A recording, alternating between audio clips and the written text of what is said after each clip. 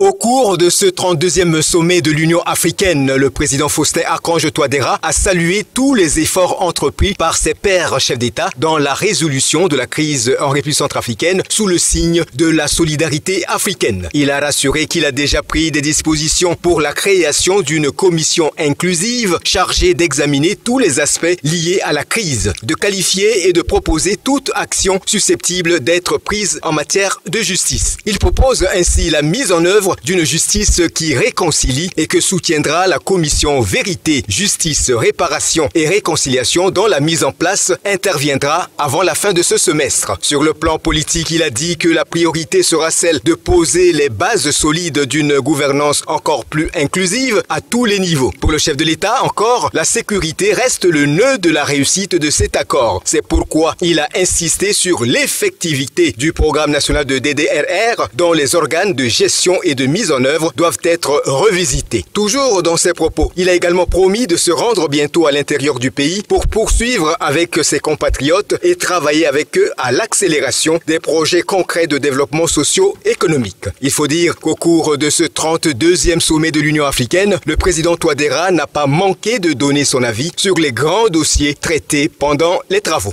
C'est une bonne session puisqu'il y a des thématiques très importantes qui ont été abordées, notamment la zone d'échange et aussi d'autres questions, la réforme de notre union. Ce sont des grandes thématiques. Le thème de l'année qui concerne les déplacés et les réfugiés, c'est un sujet important qui concerne la République centrafricaine, donc effectivement il y a des enjeux importants.